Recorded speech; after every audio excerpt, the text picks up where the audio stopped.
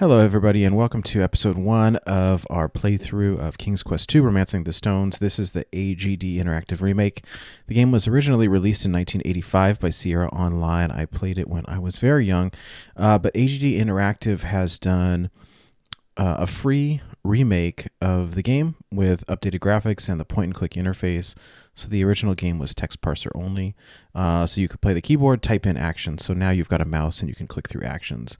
Complete redone graphics, and it is exciting. I don't know that I've ever played through this version before, and I don't remember much of the game aside from the base storyline and several of the puzzles. But that aside, let's get right to it.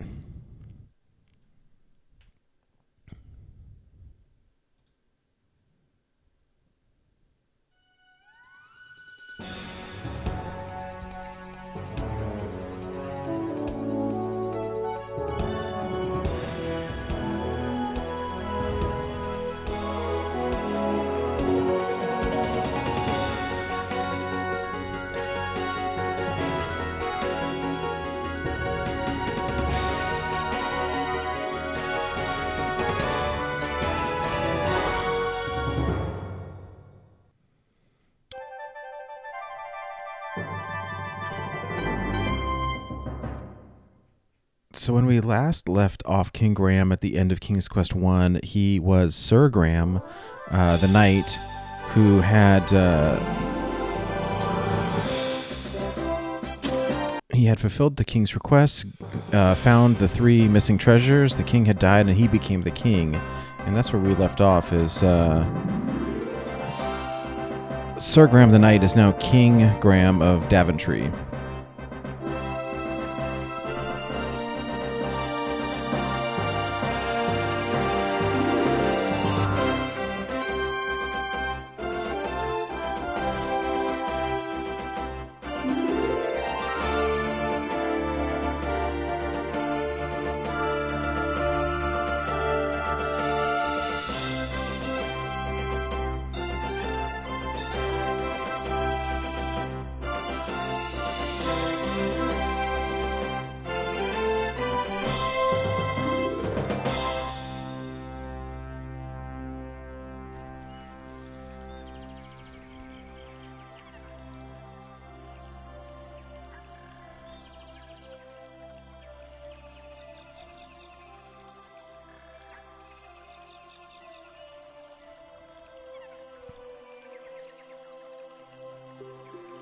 All right, who is this?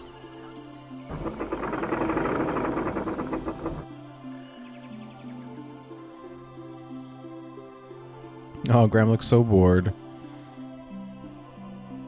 Your Majesty. King Graham? Oh, yes, Minister, Gervain, sire. Of course. My apologies, Gervain. Not necessary, Your Majesty. After all, I've been your security and defense minister for but a short while. Yes. Where did you say you were from again? Just some small, insignificant land to the far south. Pales greatly in comparison to your realm, my lord. Ah, do you have something to report? As a matter of fact, my liege, there's a small concern regarding the duty shifts of some of the castle guards and of the countryside patrols. Also, we are expecting our armed entourage from our nearest neighbor to return within the week. And there is the matter of an alliance with... My liege? My apologies again, Minister Gervain. Please, continue. Yes. As I was saying, there is the matter of an alliance with Hesperia. They've become a strong nation now, and it may be prudent to show our willingness to support them, lest they decide we are more of a hindrance than a help. Does the king there have any daughters who've come of age? I do not believe so, sire. As for the security arrangements for the royal ball held last week, I do believe the evening went by very smoothly. I dare say just about every princess in this region attended, and not one lost slipper, to coin a phrase. Ugh, please, do not remind me. Indeed, they were none too fetching.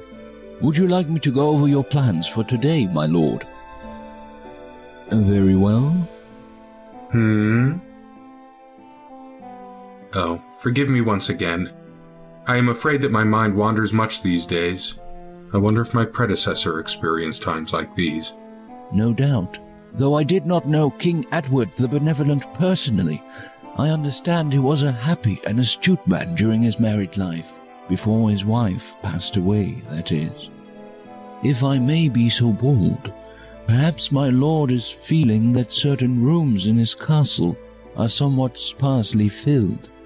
The throne room, for example, and other rooms that serve but a single soul, like your dining room and your bed chambers.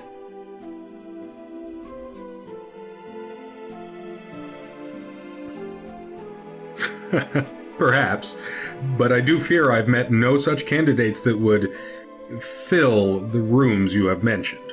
You should not lose heart, your majesty. If you pause to reflect for but a moment, you may see clearly what is hidden to others. Check the mirror, dude. Doesn't it show the future? And there we go.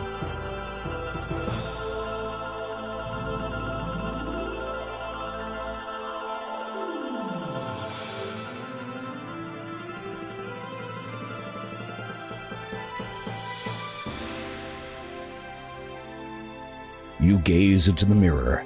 The minister's words seem to echo in your head. If you pause to reflect for but a moment. Not that you've been doing much else lately. For many weeks now, you've been reflecting over the direction your life has taken. While Daventry has prospered under your wise leadership, so far your existence has been a dreadfully lonely one. Wait, the mirror is changing. As you watch, you begin to see a series of images, though you struggle to fathom their meaning. You recognize the landscape. It is Kolyma, a land not far from Daventry.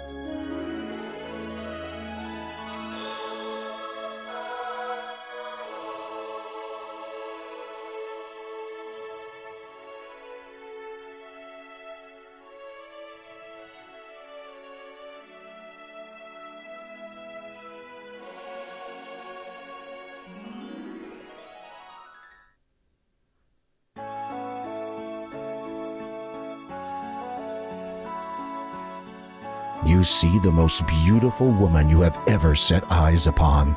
Somehow you can feel her sadness and her intense desire to leave that place. She is a prisoner in that tower. Did you find what you were looking for, sire? I think so. I require my ship ready for transport, Gervain. I shall be going on a trip presently. Indeed. Where shall I tell the captain you'll be heading? To Kolyma. I have to find someone. I see. Well, if you must go, it is my duty to ensure that you leave prepared. Arm yourself, sire. I hear Kolyma is not the safe haven it once was. Of course. I shall take the sword of the first king, as is my right. A wise precaution, sire. And, if I may be so brash to ask, who might you be seeking? If all goes well, my bride.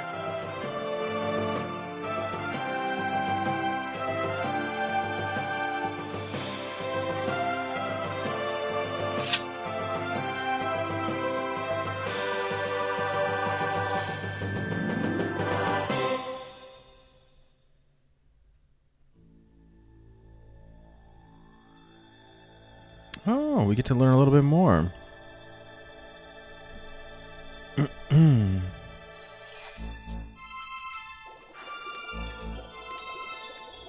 Okay. Another evil witch. Father, Sister Agatha, how may I be of service? an opportunity has arisen, sister. I trust you still have your captive held securely away. Of course.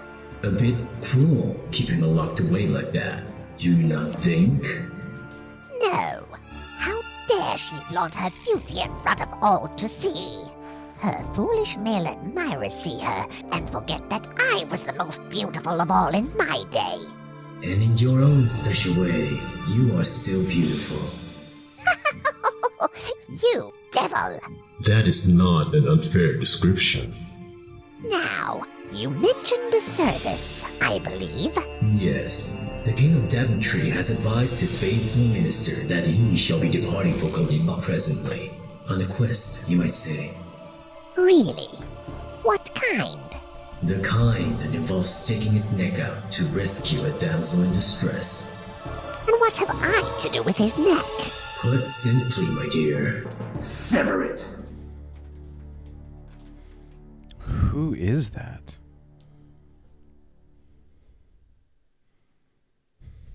All right, let's do this.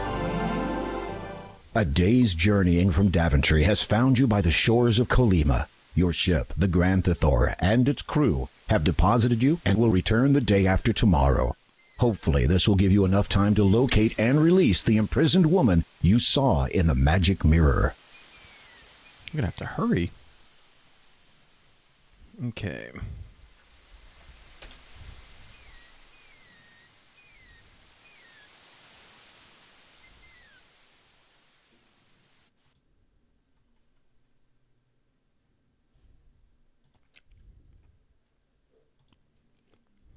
Broke the game real quick. All right, here we go. We're back.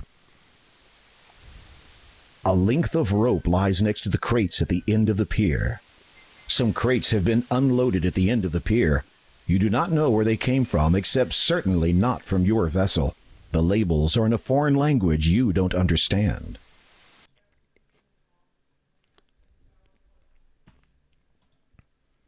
A net has been caught around one of the pier's pylons. The rope is old, worn, and weathered. It would be of no use to you. The crates do not interest you. Besides, they are not yours to take.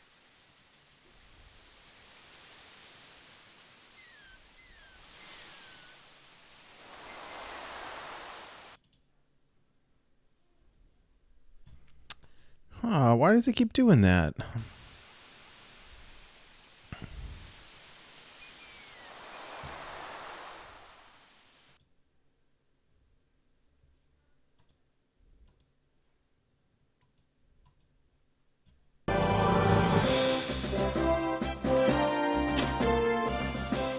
A day's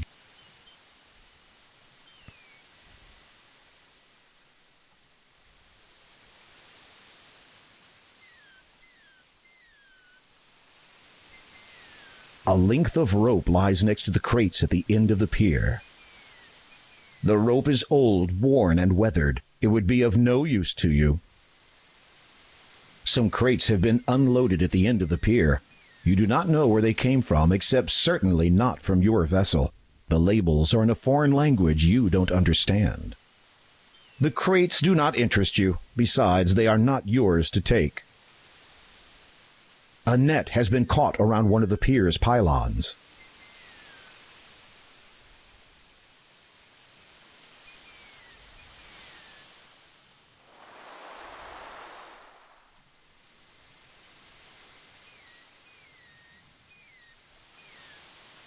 Let's see if we can take that net.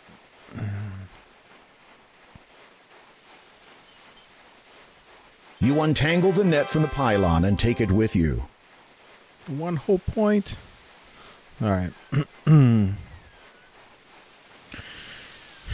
I don't remember just about anything from this game.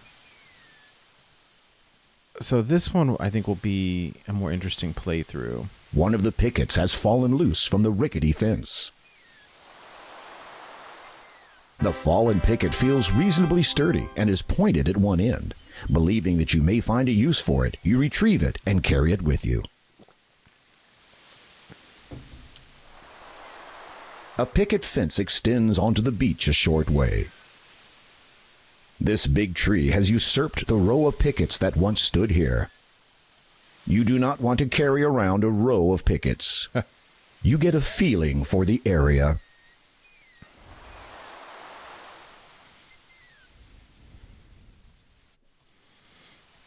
The graphics are actually pretty good. Sometimes, unfortunately, some of these games turn into a little bit of a pixel This hunt, tree but, has some rocks and plants at its base. Your attempts at redecorating produce nothing more than a hernia.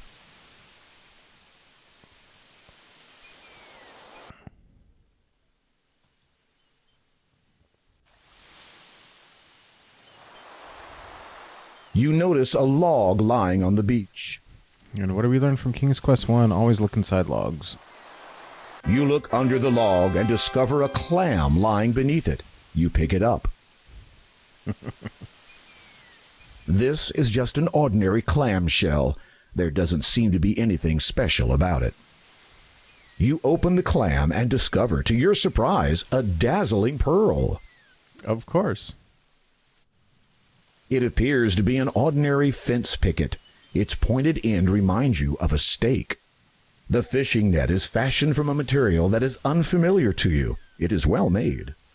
This is the sword of the first king of Daventry.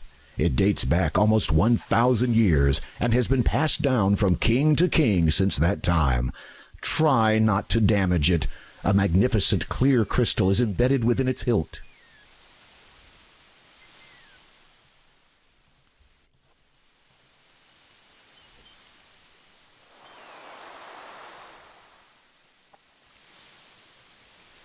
A number of plants grow well in this favorable climate. They look like rocks. The rock pile blocks your passage north along the shoreline.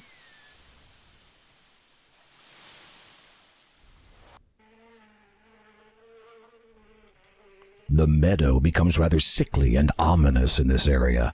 The faint odor of something unpleasant wafts from the eastern clearing. Well, the fly is gross.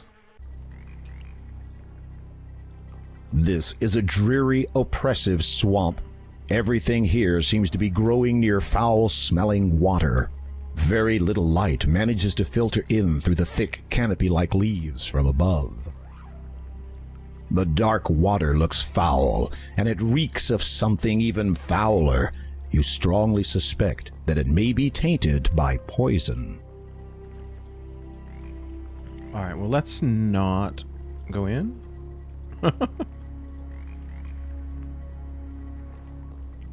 You feel the poisonous water seeping into your skin.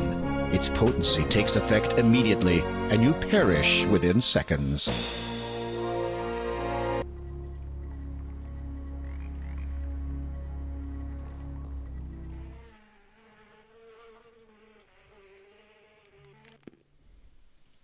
Unless you are mistaken, the symbol above the cave entrance bears a striking similarity to a bat.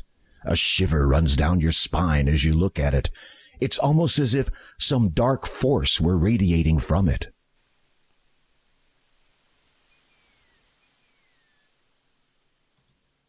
It is a human skull with large eye sockets. It is a human skull with a radiant blue stone wedged into its eye socket. He's way past talking these days. He's way past talking. Looks like Bonehead from Quest for Glory. As you have no desire to risk certain death by venturing into the cave, you have no reason to manipulate anything in or around it. Nah, but let's see if we can take this stone. As you near the cave, the bat symbol above the entrance starts radiating an ominous black glow. Yeah, let's not. But see, this It guy's is a human eye skull here. with a radiant blue stone wedged into its eye socket. As you have no... Aw, come on. That's about as you... Okay. Okay, well, let's avoid the cave for now. This is a pleasant meadow. Flowers grow profusely in patches, and the trees provide some welcome shade. The scenery is marred only by the disquieting sight of a cave to the north. Hello, who are you? My name is Graham. What is yours? Possum. That is what my grandma calls me. She is not at all well these days. I was collecting flowers for her, but now I cannot anymore.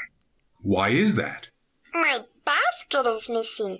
I've looked everywhere for it. It must be around here somewhere. I will keep my eye out for it. Thank you, Graham. Repressing the urge to burst into song, you choose instead to quietly admire the area. Repress. Excuse me, Possum? Yes, Graham. I was wondering, could you tell me anything about this land? You mean Kolyma? There is a town to the northeast, and a church not far south of that. Grandma and I live in a house near the beach. You should not enter the swamp to the north. It is said to be influenced by magic. Many have easily lost their way in there, and finding your way out again is difficult. Thank you, Possum. Okay, then. Let's find Little Red Riding Hood's basket. In their ongoing effort to grow wild and free, vines have tangled their way around the thick trunk of this tree. They are also beginning to slowly cover the nearby rocks. To the north, you notice a little clearing near the back of a small cave.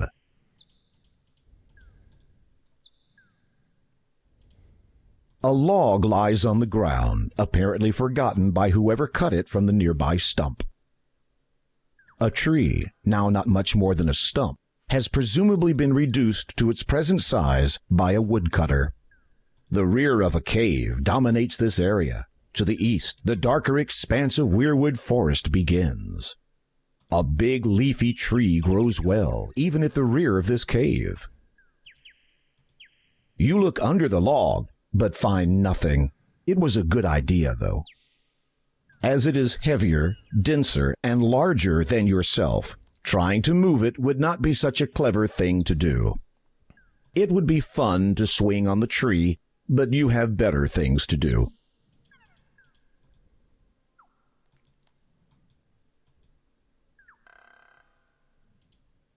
A beautiful, majestic white swan gracefully glides across the lake. This is the northwest corner of Weirwood Forest. Passage to the south is blocked by a plethora of large bushes and plants. To the west, you see the rear of some sort of cave. To the far west, you notice a path running north.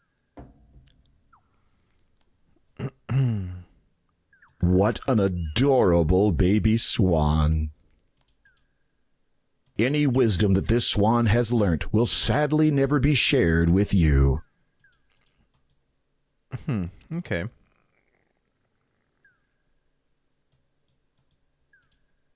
This pumpkin is somewhat larger than the others in the patch. A patch of orange, healthy-looking pumpkins is growing in this secluded little area of the forest. Can we take one? You look for a nice, large pumpkin to take from the patch. Hey, watch it! Oh, sorry. I was not aware you could talk.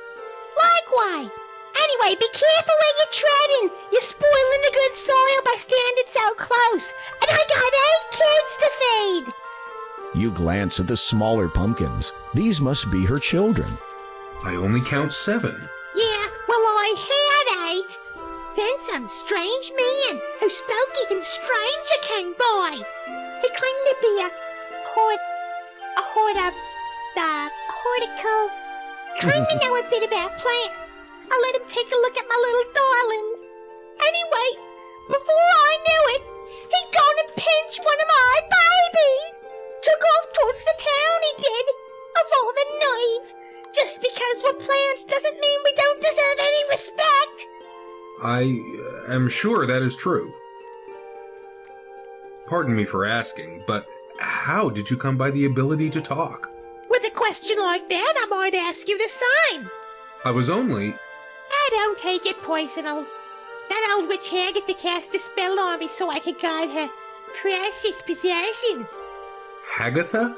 Yeah, she's the old bag who lives in that cave to the west. You know her type. Green warts, pointed ears, cannibalistic, doesn't put her trash out. Just your stereotypical evil old crown. She sounds pleasant. You mentioned something about guarding Hagatha's precious possessions. At least, what she considers precious. I reckon they're anything but. Mind you, I have my doubts about Hagatha's legitimate ownership of this stuff, if you know what I mean. What sorts of items does Hagatha wish you to guard? The usual vanities. All useless in my opinion. But what would I know?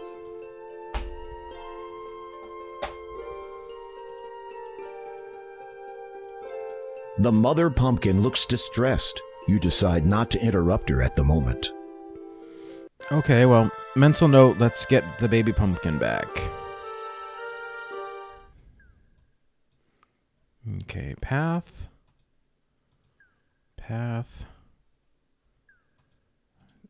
A large lemon tree grows by the path. Okay. The lemons on the ground are spoiled. You would do best to pick a fresh one from the nearby tree. You reach out and pluck a large, juicy-looking lemon from the tree. It is a lemon. Its juice has a bitter taste. What in the world would we need a lemon for? But okay. This large fallen log is all that remains of a once grand tree. Many flowers beautify this area. You have better things to do than dilly-dally around picking flowers. This stump is too heavy for one man to lift. You peer into the depths of the dark hole. As luck would have it, you discover a beautiful set of earrings hidden inside. Each one is laced with glittering diamonds and contains a lovely blue sapphire stone in the center. Perhaps someone stashed them here. At any rate, you take them into your possession. Sweet. I don't think we do anything with them per se. Maybe we give them to the new queen. I don't know. But if nothing else, we get some points. The roof looks weather-worn but still leak-free. The windows are spotless. What a gorgeous flower bed! A row of red flowering plants grow happily in this well-tended plot. The door of the little cottage is kept closed. You decide to respect that. You attempt to open the door but find it is locked. You think you can hear the sound of labored breathing inside and decide against causing any further disturbance. It's probably Granny's house with Red Riding Hood. It is a mailbox. This is the first time you have ever set eyes upon one, which isn't surprising. The postal system won't be invented for another few centuries to come. The residents of this land must either possess clairvoyance or just simply be ahead of their time.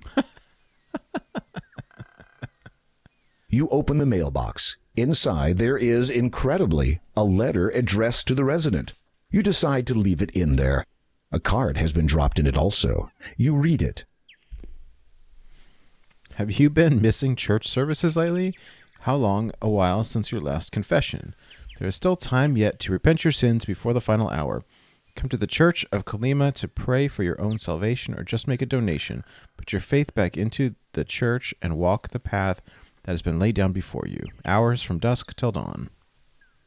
You replace the card and close the mailbox.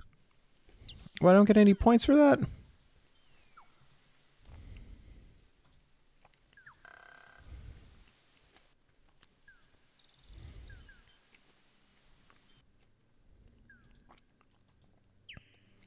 What happens if I deviate from the path? There's a log nearby. Let's see if there's something else stashed in it. You peer into the log, but see nothing of interest. Boo. You have run into an evil enchanter. Get out of here fast before he turns you into something.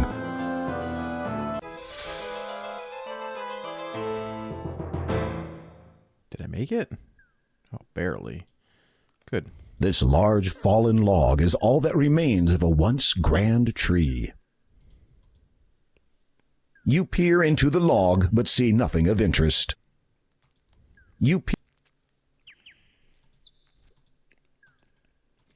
All right, what is this glowy thing over here? 3 gold coins shimmer in a nearby patch of grass. It is a grand tree with a little door built into its trunk. How curious. Okay, shiny gold coins glittering. 100% it's going to be a trap. Oh no, you've been caught in a trap. Whoever set it will probably return soon.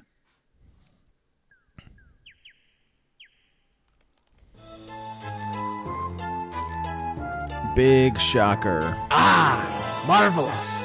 What a catch. I feel like a bit of target practice.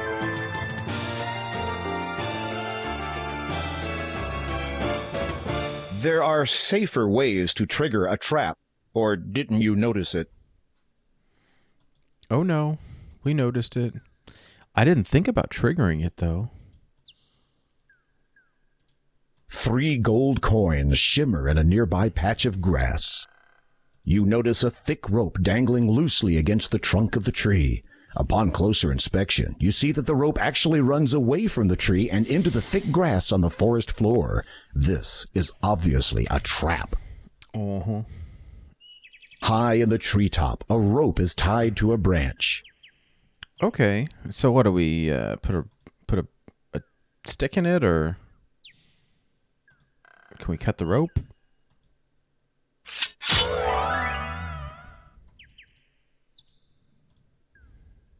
As you pick up the gold coins, they suddenly turn dark. Now they resemble ordinary metal. Wait a minute. This isn't gold. It's fool's gold. Huh. Okay, well, we got a point for that anyhow. Oh. Lo and behold, it is the little girl's missing basket. In case you're wondering, the reason I save so often is because in these games, you can die all the time really easy, so... You take the basket. All right, let's look inside the basket. The basket is filled with yellow flowers. Okay. The gold has now gone dark and resembles ordinary worthless metal. This is fool's gold, which would make you quite the fool. I didn't get caught. So let us go in this house, maybe. If he's not home. What is this? There's a door built into the trunk of a large tree. It appears to be closed. You rap on the treehouse door and wait a moment, but get no response. It is high, vertical, and there are no footholds. Do you still think you can climb it? You rap on the...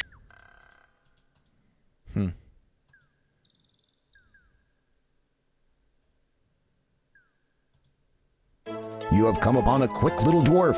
Dwarves have a bad reputation for stealing treasure. Be careful.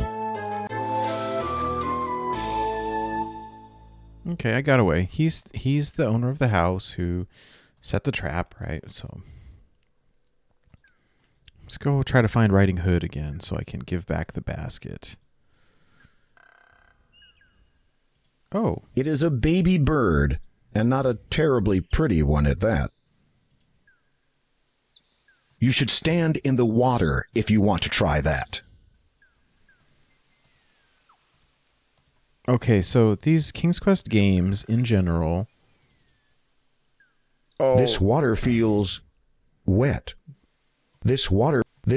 You walk into position and try to catch the baby bird. Though you are quick, the small bird is quicker. It darts along the water out of your reach. You will not be able to catch it with your bare hands. Oh, Maybe a net. Don't throw that into the lake. Don't. The best place to attempt that would be from the lower bank. The best place. Is that here? You walk into position and try to catch the baby bird. You throw the net over the pond, and the baby bird is caught unharmed. Okay. It is a baby bird, and not a terribly pretty one at that. Yeah. It's the ugly duckling, right?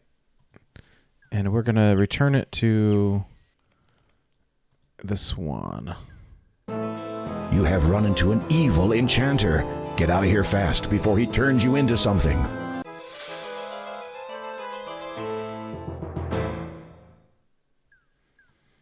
All right, here we go, Red Hood. Let us give back your basket. Come on. You hand the basket to Possum. Thank you, kind sir. Please take this flower. I'm afraid it's all I have to give you. It is more than enough. I notice that you have picked only yellow flowers. Of course. Is it not customary for one to pick yellow flowers for another who's gravely ill? Certainly it is. I'm sorry to hear about your grandma, Possum. Thank you. Goodbye.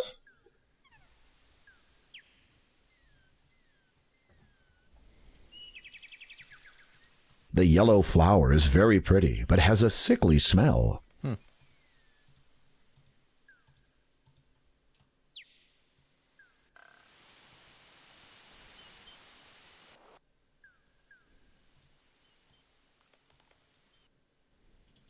You'll need to walk around a small number. The windows are spotless. You consider calling out to the house's occupant through the door, but then realize that doing so would be uncharacteristically rude. You attempt to open the door, but find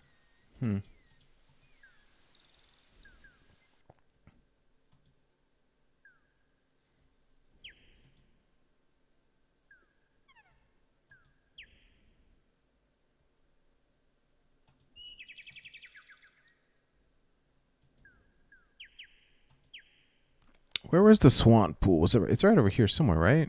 Okay, no, I think it was way up here in the top. Is it maybe over here? Yeah. All right, let's try this.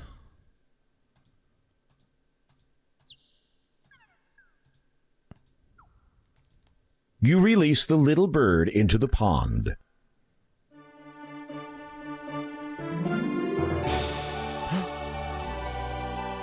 Okay.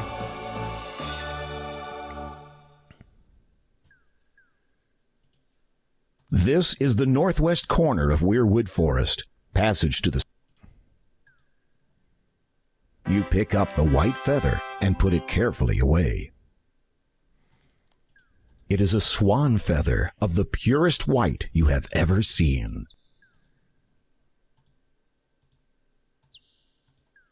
Okay. I don't know what the significance of that is, but okay.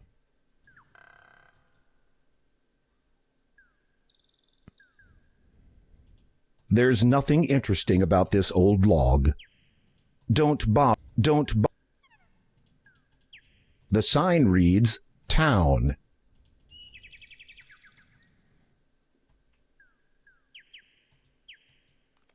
You have come upon a quick little dwarf. Dwarves have a bad reputation for stealing treasure. Be careful. Did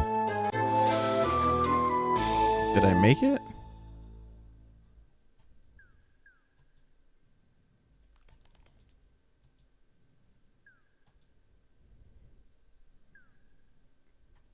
A beautiful stained glass window depicts a radiant full moon. It is certainly one of the more unique images you have seen on a church. You have come to the Church of Kolyma. It is said that all are welcome, and that the monks living here often help those in need. It looks dilapidated. A decrepit old fence stands as a relic from better times, for the church at least. The monks who inhabit the church may not appreciate you removing their fence, bent and twisted though it may be.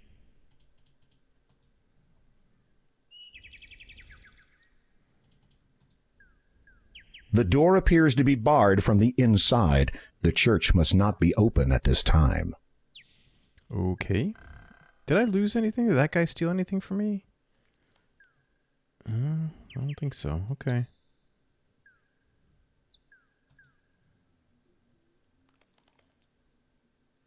I guess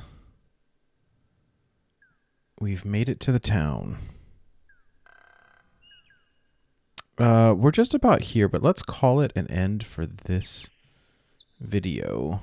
It has been about 45 minutes, 40 minutes or so. So let's call this an end to episode 1, and we will resume in episode 2. Thank you for joining me.